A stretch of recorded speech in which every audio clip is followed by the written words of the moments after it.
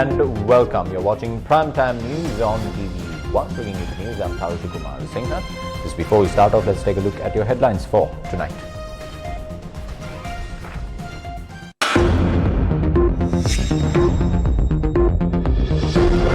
Hari and Manusha highlight more suspicions surrounding the April 21st attacks. අවුද CID ට ගෙනල්ලා ප්‍රශ්න කරන්න හිටපු බුද්ධියන්සේ නිලධාරියෙක්ව මේක අපේ ඔපරේෂන් එක කියලා අරන් ගියේ මිනිහාගේ කවුද කියලා. සහකාර පොලිස් අධිකාරී සමන් වීරසිංහ කොවිඩ් හැදිලා මැරිලා. මොකද්ද මේ අභිරහස? මේ අතර හිරේ හිටපු ශලීල් මොහමඩ් කියන සැකකරු මිය ගිහින්.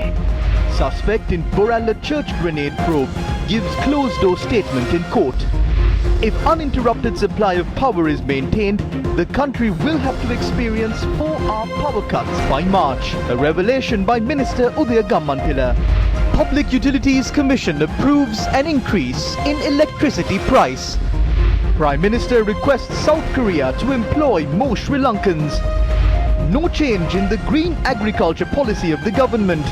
Address the shortcomings of the Maha season and prepare for the Yalla season. A statement from the President. Are the stocks of rice imported from China organic? JVP questions the government. බද්දුම්පියා සීජිම්පියා කියන.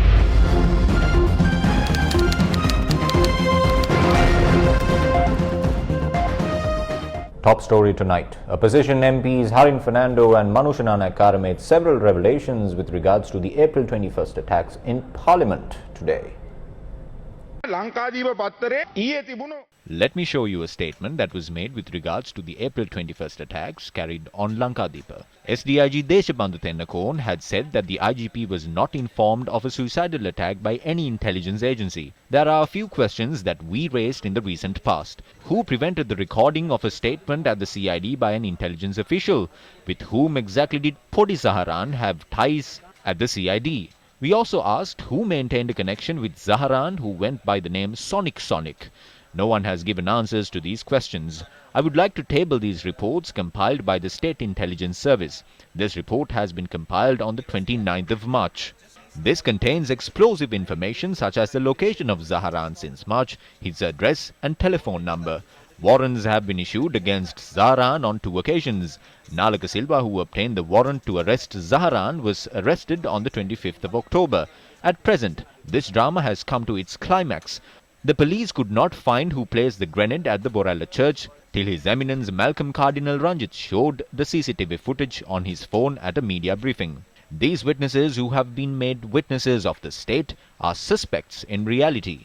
One such person is Deshabandhu Tennakone, who is the senior DIG in charge of the Western Province. He takes leave before the attacks. Sarath Weerasekara was clueless when statements were made citing that they were at Malu. We seek answers for that as well. If this government came into power saying that they will unveil the mystery behind the April 21st attacks, and if they have not been able to do it for 2 years, haven't they failed? නම් බලයට ආවේ පාස්කු ප්‍රහාරේ අවුරුදු දෙකක් ගිහිල්ලා තාම හොයාගන්න බැරි නම් ෆේල් නෙමෙයිද? අපි කැමති ආණ්ඩුව වෙනුවෙන් ඔබතුමත් එක්ක I would like to challenge you to a public debate on behalf of the government. You can bring the evidence you have and we will bring the truth. මාලගේ සාක්ෂි ටික අරගෙන එන්න අපි අරගෙන එන්නම් හරි තොරතුරු ටික. අපේ ඔබතුමා මෙයා Minister Kanchana would very much like to come for a debate. We shall come as well. But make sure Sarath Weerasekara is seated in a corner and reach out to a channel that you are invited to as well. I am banned from Hiru and Derana. Swarnavahini is okay. I have now accepted the challenge. If this is an attempt to tangle us in this and file a case against us, we are not afraid of that as well. We shall bring our evidence. ඔන්න අපි වගේ බාරගත්තා මේගොල්ලන්ට ඕන වෙලා තියෙන පටලලා අපිට නඩුවක් දාන්න නම් ඒකට අපි බය වෙන්නෙත් නැහැ කරුණු ටික අපි හරියට ගේන්න. එයා කොහොම ඔබතුමා කොහොනේ ප්‍රහාර ඒ වෙලාවේ සීනියර් නිවාඩු ගියා කියලා. ඒ රටේ ජනාධිපති පවුල මරන් සිංගප්පූර් ගියානේ. දැන් එහෙනම් ඒ ජනාධිපතිතුමා කොහෙද ඉන්නේ? පාස්කු ප්‍රහාරය පිළිබඳ The Samagi Jana Balavegya has a very tribal reading of the April 21st attacks. Our proposition to you is to have a discussion with yourself about the 97 warnings that you received and neglecting intelligence reports. සංවාදයකට යන්න කියන එකයි අපි ඔබට කරන යෝජනාව. සරත් වීරසේකර ඇමතිවරයා දිගින් දිගට Minister Sarath Weerasekara continuously stated that Zara is dead. However, ASP Saman Veerasinghe, who revealed that she is not dead, taking into consideration the DNA reports, was pronounced dead of COVID-19. What is this mystery? Shalil Mohammed, who was in prison, died as well. We raise concerns about whether this is an attempt to hide the evidence pertaining to the April 21st attacks. A social media activist raised questions from the IGP in writing recently. He said that a person called Amir had visited him. He also said that he had been a police officer till 2004. He had mentioned in writing that Amir had gone there based on the instructions of his superior who employed him at a security company. He had also mentioned that the head of that security company is a former colonel as well. However, he has not produced that identity card. He has provided the Interpol identity card. ඒ හැඳුනුම්පත නෙවෙයි ඉදිරිපත් කරන්නේ ඉන්ටර්පෝල් හැඳුනුම්පත. අපිත් ඉල්ලනවා සභාපතිතුමනි We too request the police teams investigating this to uncover the mastermind behind the attacks. We want to unravel as to what political influence is behind this person and who placed the grenade at the church. 2 more grenades were discovered at the Apollo Hospital and the Bellanvilla Temple as well. There is a suspicion as to if all of these incidents are connected to each other. There must be a mastermind behind this series of incidents, and it is the responsibility of the police to reveal who the mastermind is. සම්බන්ධ වෙච්ච දෙයක්ද කියලා. මොකද ඒක පිටිපස්සෙත් මහමොලකරුවෙක් ඇති. ඒ මහමොලකරුව හඳුන්වා දීම පොලිසියේ වගකීමක්. මේ වර්තමාන රජයට කැක්කුම. The current government does not have any urgency to serve justice to these people. If they indeed want to serve justice to these innocent people, why don't they start doing that by tabling the 22 annexures of the report of the Presidential Commission of Inquiry that they are hiding? Why can't they implement those recommendations? They do not want to do that. පාර්ලිමේන්තුවට ඉදිරිපත් කරන්න. ඒ නිර්දේශ ක්‍රියාත්මක කරන්න. ඒවා ක්‍රියාත්මක කරන්නේ නැහැ. දැන් පේනෝනේ බෝම්බ තියලා වෙලා තියෙනද? I saw the son of late Jayala Jayawardena speaking about this matter. Someone has placed a hand grenade at the church, and you are saying that we have to find the mastermind behind this incident. You are trying to inconvenience the government by dragging the cardinal into this as well. The late Jayala Jayawardena would have never done that. We are of the opinion that there is some ulterior motive here. ඔබතුමා දිස්ත්‍රික්කෙන් ඡන්ද ඉල්ලන්න ඇවිල්ලා ඉන්න පුද්ගලයා තමයි වා කරන්නේ. එතුමා ගියා යන්න මෙතනින්. මේක යටි අරුමනක් තියෙනවා කියලා අපි කියනවා. Leonage Dayasena, who was detained for placing a live grenade at the All Saints Church in Borella, provided a closed-door statement before the Colombo Additional Magistrate when the Colombo Crimes Division produced the suspect in court today. The suspect provided the statement behind closed doors in the presence of Colombo Additional Magistrate Rajendra Jayasuriya after his request to do so was accepted by court. The Colombo Crimes Division told court that the suspect will be detained for a period of 90 days with permission from the Defence Secretary for further investigations. The Colombo Crimes Division also told court that 6 other suspects who were arrested over the incident during the course of the investigations will continue to remain in detention for further inquiry. The Colombo Crimes Division arrested an individual identified as Ranale Ruan from Ranna in Hambantota yesterday in connection to the incident. Police said that Ranale Ruan was arrested over the evidence provided by the retired doctor who was arrested on the 17th of this month. Police said that the retired doctor was the person who has instructed the suspect to place the live grenade at the church premises. Former Director of the Criminal Investigations Department, Shani Abesekara, filed a writ application with the Court of Appeal to seek an order to invalidate the recommendations and findings against him by the Presidential Commission of Inquiry into Political Victimization. The application was filed by Attorney-at-Law Manjula Balasuriya. Chairman of the Presidential Commission of Inquiry into Political Victimization, retired Supreme Court Judge Upali Aberatna, members of the Presidential Commission, Avantgarde Maritime Services, and its chairman Nisanka Senadipati were among the 8 respondents named in the application. Abesekara in his application noted that when he filed a writ application with the Court of Appeal against a complaint filed at the Presidential Commission made by the chairman of Avantgarde, the counsel appearing for the commissioners assured that no action will be taken against him until that writ application was taken up for examination and concluded.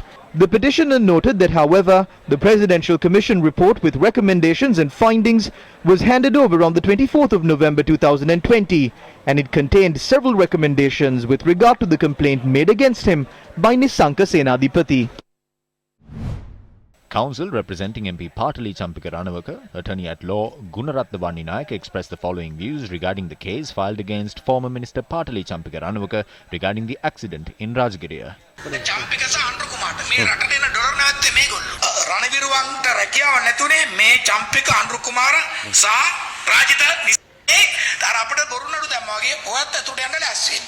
දැන් කුමන්ත්‍රණය තාම පැහැදිලි. Now the conspiracy is very clear. The courts are no longer deciding who should be imprisoned and who should be released. It is the government that decides that. This ground reality has been proved. තීරණය කරනු ලබන එක මේ මහ පොළොවේ ඔප්පු වෙලා ඉවරයි. ඔව් ඒ වගේ පුජ්‍යලෝ දාලා මේ මඩ ගහන්න උත්සාහ කරන්නේ. නමුත් පාටලි හිරගත කිරීමේ මේ අරගලිය අවසන් කරන්න බෑ. The Attorney General submitted to court the Judicial Medical Officer's report, which was called for on the previous day of the trial with regard to the first accused in the case, Patali Champika Ranavaka, failing to attend the court proceedings as he was hospitalized. Deputy Solicitor General Dilip Apiris informed court that according to the JMO's report, the first accused, Patali Champika Ranavaka's health condition was deemed normal based on 10 medical tests conducted. Accordingly, Deputy Solicitor General Dilip Apiris said it appears that the first accused had deliberately attempted to delay the court proceedings and thereby requested a date to be fixed for the trial. However, President's counsel Anuja Premaratna, appearing for the former minister, said his client's medical condition was assessed and determined by some of the most qualified specialists after following proper medical procedures. The examination of evidence in the case filed against MP Patali Champika Ranavaka and 2 others for causing grievous injury to a person by rash and negligent driving on the 28th of February 2016 was postponed to the 18th of February 2022. The case is being heard before Colombo High Court Judge Damit Thotavatta. We have never absconded court. We served honestly while in office. They are attempting to use the media to create a false opinion among the people. Our lawyers will speak about that. ප්‍රහාරයක් මගින් ජනමතයක් විකෘති ජනමතයක් ඇති කරන අපේ නීතිඥ මහතුරු ඒ ගැන කතා කරයි. ඕනෑම පුද්ගලයෙක් අධිකරණයකට It is the usual practice for a judicial medical officer's report to be submitted. I have never in my life seen this medical report being called to question in our legal framework. We can see that this government is very eager to imprison Patali Champika Ranavaka. බොහොම කලබලයකින් චම්පික රණවක මහත්මයා කූඩුවට යවන්න උත්සාහ කරනවා. The Ceylon Electricity Board says that the supply of power will not be interrupted today. The CEB confirmed that they have received the required stocks of fuel.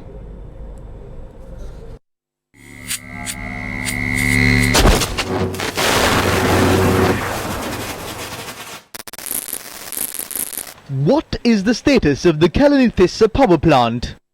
10,000 metric tons of fuel was delivered by the Ceylon Petroleum Corporation this morning. Media spokesperson of the Electricity Board Additional General Manager Andrew Navamani said that the stock of fuel will be sufficient to generate power for the next 8 days. Is the furnace oil sufficient? 300 metric tons of furnace oil required for the Sapuga Skanda and the floating power plant at the Colombo port was delivered this afternoon. This stock of furnace oil will only be enough for the Sapuga Skanda power plant until tomorrow. We strongly believe that there will be no power outages today. We cannot guarantee this 100% as there could be some issue for about half an hour with the increase in demand if a generator breaks down.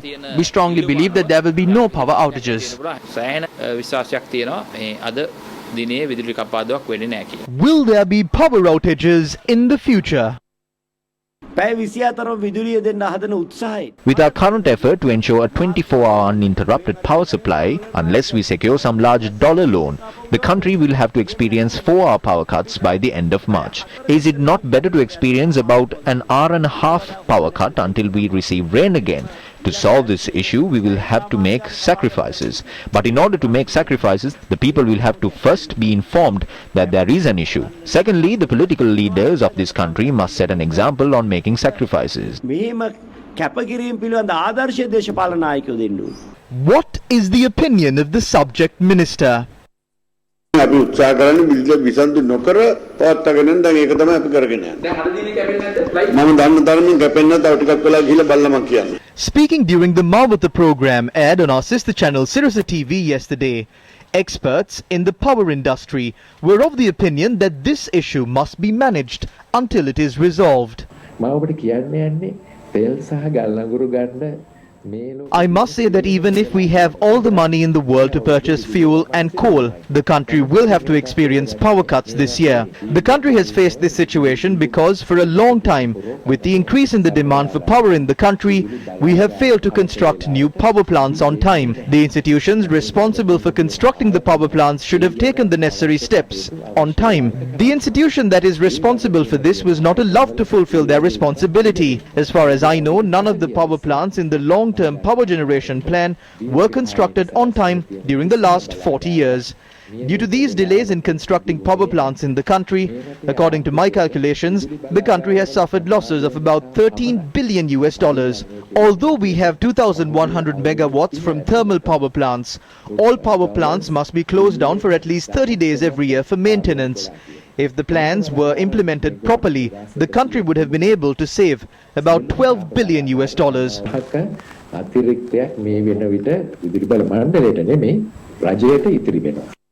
Will the electricity price increase? If we are to untangle this mess, we need to decide the price of fuel and electricity according to the cost of production. When it is cheap, they can be given for cheap, and when the cost increases, prices can be increased. There are certain groups of people who will be affected by this. The poor people and the Samurdi beneficiaries as an example. Those people must be given some concessions. The government must calculate the cost of concessions to these groups, and the government must reimburse that cost to the electricity board from the treasury.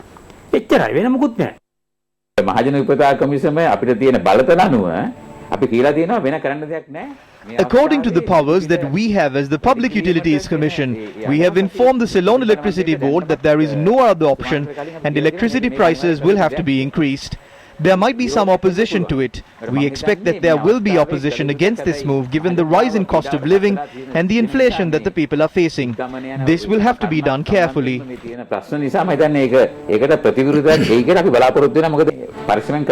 Has the issue surrounding the electrical engineers been resolved? The Electrical Engineers Trade Union of the Ceylon Electricity Board are continuing their Work to Rule campaign, demanding for the removal of the newly appointed General Manager of the CEB.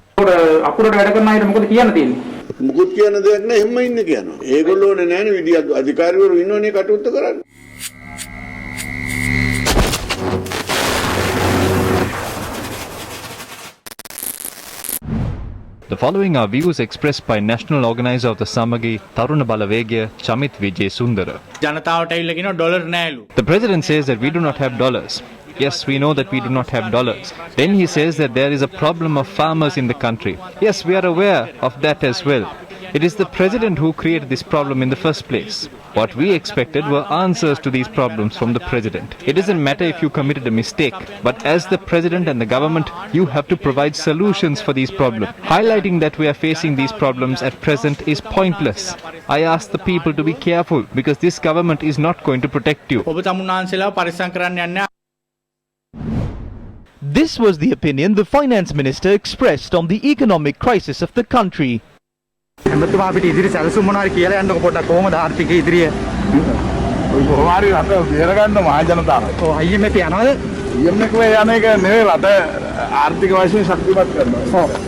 minister expressed these views after he appeared at the Gampaha High Court for a hearing of the case filed regarding a plot of land in Malvana.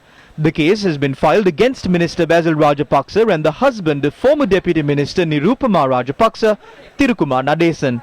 Recording of evidence of Mudita Upali Jayakodi concluded today and the trial was postponed to the 11th of March. Testifying in court today, Upali Jayakodi said that his friendship with Basil Rajapaksa was important to him and that he had acted against his own interests during the investigations. Upali Jayakodi admitted that he had provided false statements and documents to the Financial Crimes Division of the Police and the Inland Revenue Department regarding the land in Malvana, and said that, however, he has not made any false statements in court. Notice was issued on 4 other witnesses to appear in court and provide evidence on the 11th of March.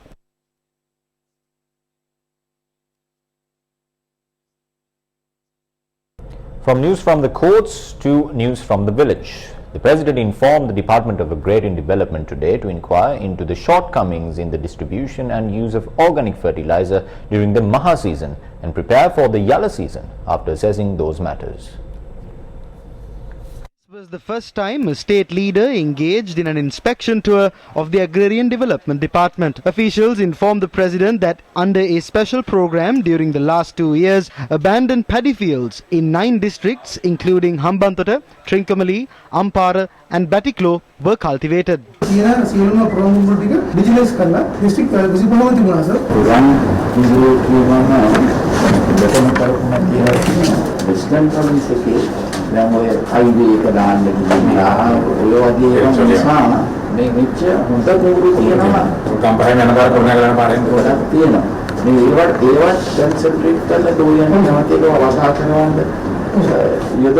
President Gotabaya Rajapaksa advised officials to use plots of lands that are not used for paddy cultivation to cultivate other crops. 559 agrarian development banks providing loans worth 200,000 to 1 million rupees to farmers on an annual and seasonal basis operate across the island. The president also advised the officials to strengthen this network of banks to protect farmers from obtaining loans from other institutions at high interest rates.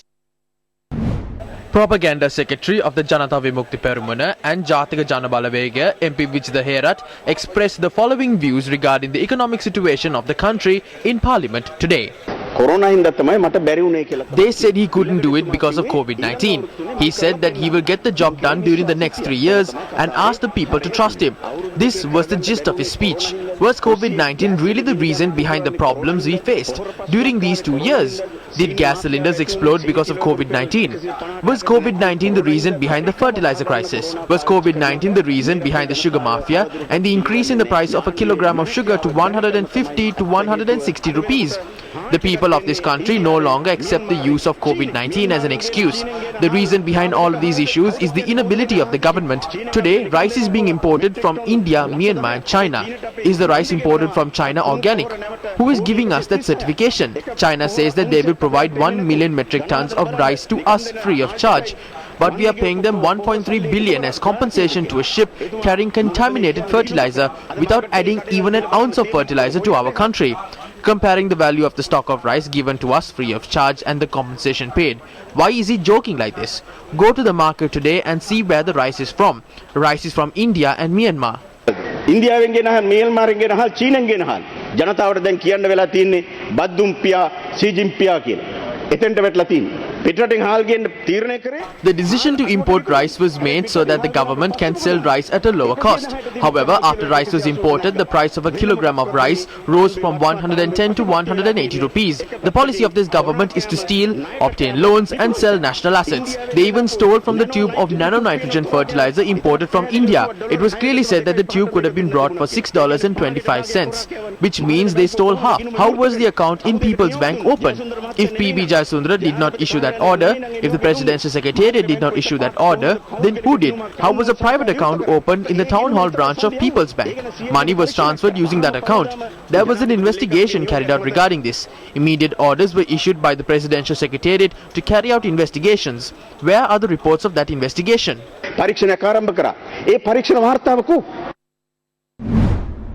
Opposition leader Sajid Premadasa expressed the following views regarding the state of the country during an event held in Ambalantota. සහල් මිල පාලනය කරගන්නට බැරි රජයක් මේ තියෙන්නේ. දැන් සමහර ප්‍රදේශවල අස්වැන්න නෙලනවා. This government cannot control the price of rice. The harvest is being reaped in certain areas. The price of rice has skyrocketed. Can the consumers eat this imported rice? Was this rice cultivated using organic fertilizer? I wonder whether they are importing organic rice into our country. No, there is no such conditions for imported rice. There is no issue in using chemical fertilizer to cultivate the rice since it is imported from abroad. They want to hinder our farmers. Today, farmers are barely getting by. අද ගොවියට මූණ දෙන්න බැරි තත්ත්වයක් වෙලා තියෙනවා. ආණ්ඩුවට නම් දෙයියන්ගේ හාල් කැවිලා තියෙනවා. මේක තමයි ආණ්ඩුවට වෙලා තියෙන්නේ. මේක කප්පන් ආණ්ඩුවක්. This government engages in extortion. This government funds an extortion mafia. This government leaves the citizens hungry. This government ruins the country. ජනතාව වනසන ආණ්ඩුවක්. The opening ceremony of the Dhamma school building at the Hatara Ala Vishuddharama temple was held under the auspices of the opposition leader today. The building was completed under the Sasunata Aruna program, a concept of the opposition leader. Samagi Janabalawegya parliamentarian Rauf Hakim spoke about the current economic situation in Parliament today. Based on the direction we are moving in, we would soon be a bankrupt nation. There's no doubt. And every economic activity will come to a grinding halt. I foresee a big demand for wheelbarrows. Not for anything else. We would need wheelbarrows to move the depreciated Sri Lankan rupees around. That is what is going to happen in the future if we don't take the advice from the right economists who are talking about the plight in which we are today. Based on the actions of the government and the economic decision makers, it is blatantly evident the decision makers, instead of looking for a solution to pull the country out of the abyss, is passionately pursuing the devil to further entrench the country in the abyss and cause immense misery and hardship to the people of this country. The need to remove the chairman of the COPA and the Committee on Public Finance was the main allegation levelled with the decision to prorogue Parliament. However, the Committee on Public Finance has been reinstated and its former chairman Anura Priyadarshana has been appointed as a member of the committee.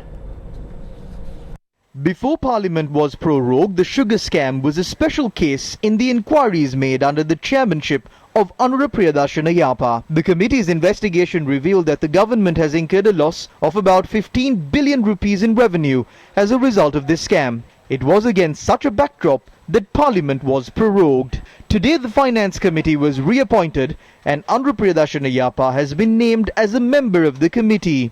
In addition, Dr. Harsha De Silva and Bandula Gunawardhana have been reappointed. The new chairman shall be elected from among the members of the committee. A discourse arose in Parliament today regarding the arrival of the Speaker of the South Korean Parliament. But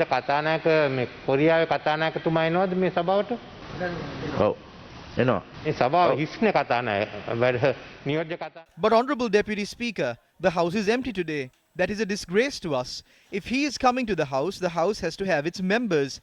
There are so many empty seats in the House today. We should have been informed of his arrival. I wish to announce that this House cordially welcomes the parliamentary delegation led by Honourable Park Byung-seok, Speaker of the National Assembly of Republic of Korea, now present at the Speaker's Gallery.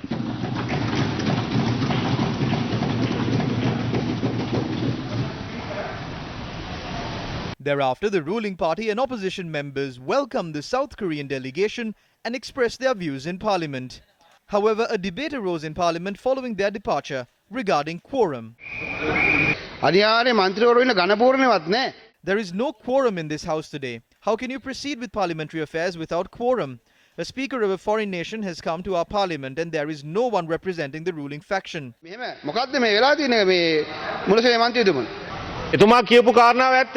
What he said was true. We have to be informed if some foreign delegation is coming to the Parliament. Our MPs have to be notified of this.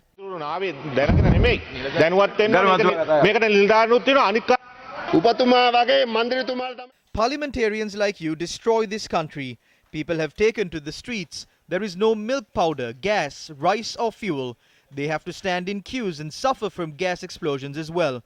Just because you have a two-thirds majority in Parliament, do not try to raise your voice. Try and go to the village and raise your voice there. At a time where we are here to hold the adjournment debate on the throne speech of the President, no one from the ruling faction is here.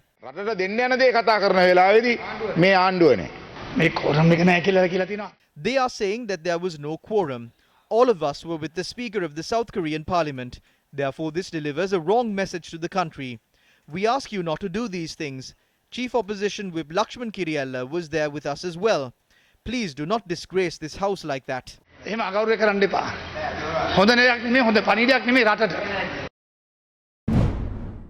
Speaker of the National Assembly of South Korea, Park Yong-sung, met Prime Minister Mahinda Rajapaksa yesterday at Temple Trees. Prime Minister Mahinda Rajapaksa had requested South Korea to consider increasing the number of employment opportunities for Sri Lankans. According to the Prime Minister's media unit, the Speaker of the South Korean National Assembly responded positively to the Prime Minister's request. The Gammadda team that went door-to-door in 2020 met the residents of Ulkatupota in Hingurakoda. The lack of clean drinking water was the biggest issue that they faced. 600 families, among them many kidney patients. The water purification system in the village was insufficient. Gamnadda provided a solution to this issue.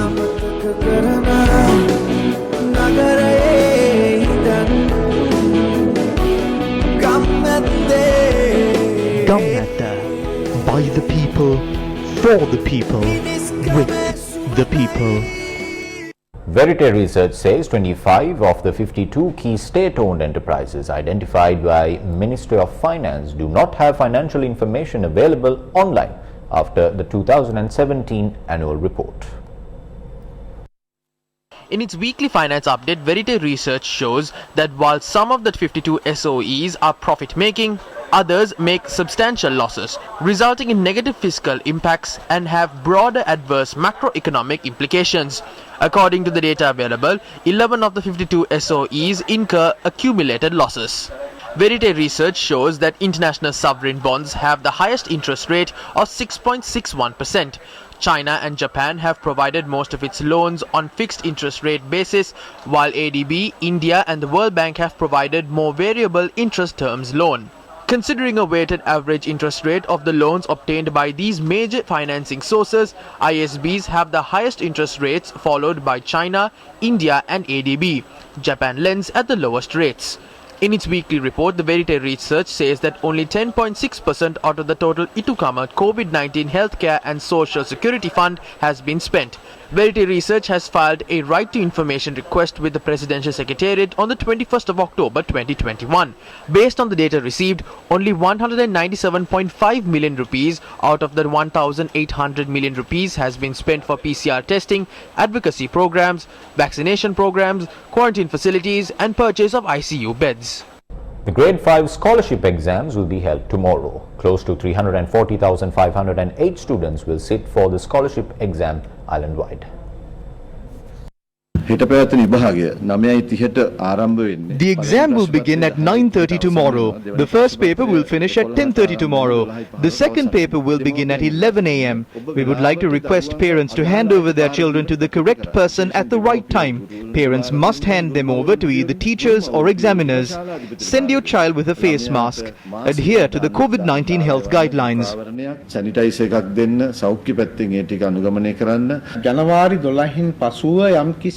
After the 12th of January, special preparations are underway in case a candidate is infected with COVID-19 after or if a candidate tests positive a few days before the exam. We have established special centers island-wide for this purpose. In that case, students must visit those special centers. They must go to the center in their zones. Candidates are free to visit any center convenient to them. Meanwhile, the Ministry of Health has launched an island-wide survey on the nutritional status of children and adults in the country. The survey will be conducted as a joint venture between the World Health Organization, the World Children's Fund and the Ministry of Health here in Sri Lanka.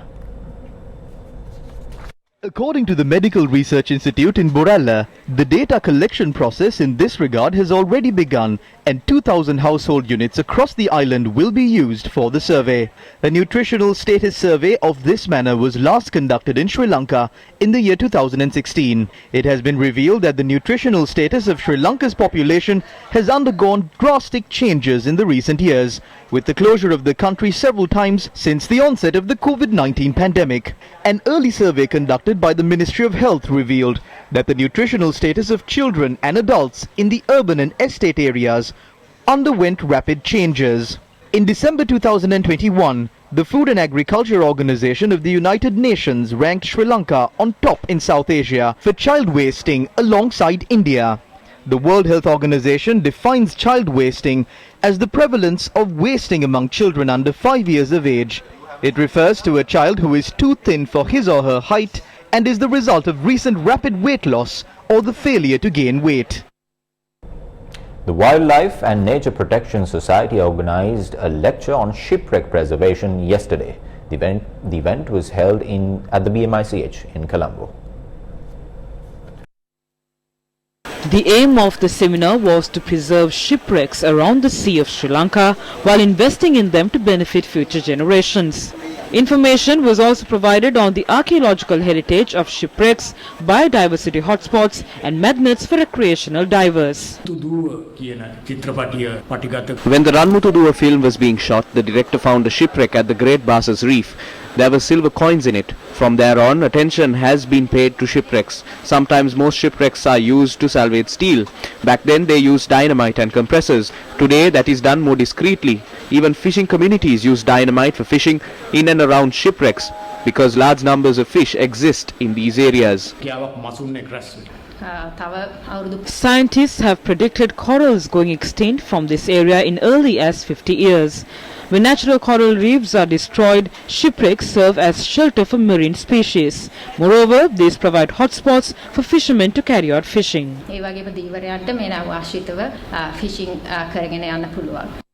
Over to some tragic news now from the world of metal music. Meatloaf, the singer whose Bat Out of Hell album is one of the best-selling albums of all time, has died at the age of 74.